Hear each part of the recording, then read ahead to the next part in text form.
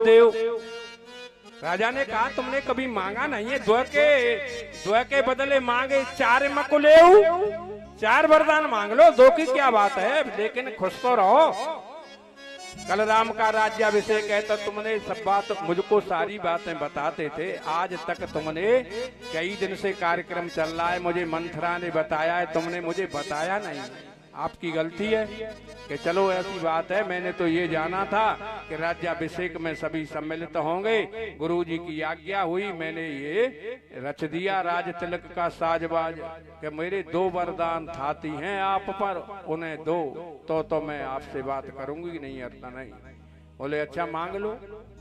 मांगती है, एक वरदान में भरत को राज्य गद्दी और दूसरे में राम को 14 वर्ष का 14 वर्ष राम वनवास।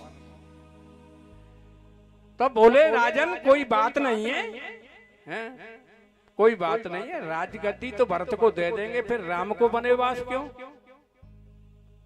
भाई हमारे पास कमी, मैं पूरे भूमंडल का राजा हूं, राज्य भरत को तो दे देंगे, लेकिन राम को 14 वर्ष का वनवास क्यों?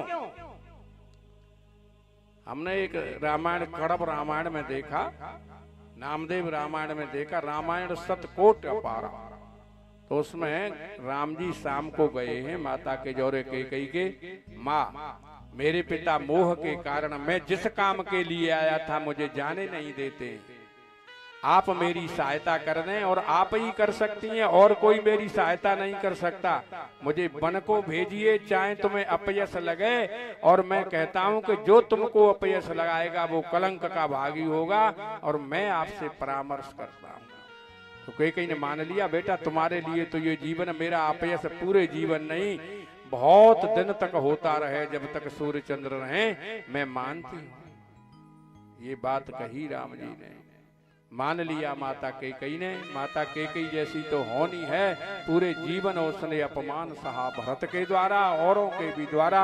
आज भी कोई अपनी पुत्री का नाम कैकेयी नहीं रखता, मालूम है? कोई कैकेयी तुमने देखी है दूसरी? नाम नहीं मिला आज तक कैकेयी नाम दूसरा। नारायण, भगवान की कृपा हुई, वरदान मांगती है तो राजा एकदम मूर्छित हो गए, मूर्छित गिर पड़े, चरण पकड़ते, आप प्रिया परिहास कर रही हो या सांचे ही है, या मेरी मृत्यु बन करके आई हो? भगवान की बड़ी लीला है, नहीं मानती है, राजा गिर पड़ते हैं। अब तो सुबह जब बात हुई, सारे नगर में बात फैल गई, नगर सुतीछी, जैसे बीचू काट जाता है ना, तो सारे चोटी से लेकर के नीचे पैर तक बिल्कुल जहर फैल जाने से एकदम वैसा हो जाता है मानव, ऐसे ही नगर में बात फैल गई।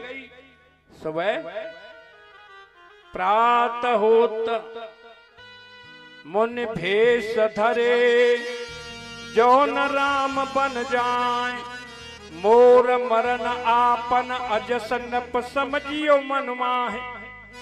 मेरा मरण होगा, तुम्हारा अपयश होगा, शिवदधीच हरिचंद नरेशा, और धर्म हेतु जिन सही कलेशा। उपदेश देने लगी, राजा ने कहा अब नहीं मानेगी, इसको तो असाध व्याधि लगी है।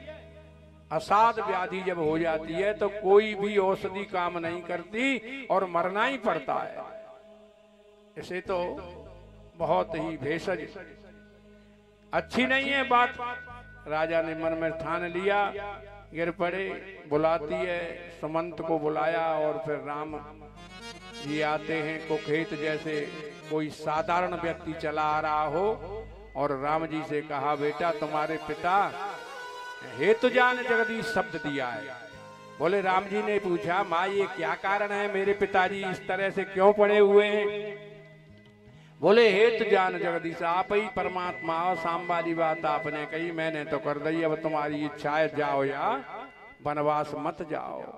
माता ने अपमान सह लिया बेटा, तो 14 वर्ष राम वनवासी उपवास भेष धरते हैं। हाँ, वहां पर सारे वस्त्र उतार दिए, सीता जी ने, राम ने, लखनलाल ने, और जाते हैं, रथ दिया, कह दिया रथ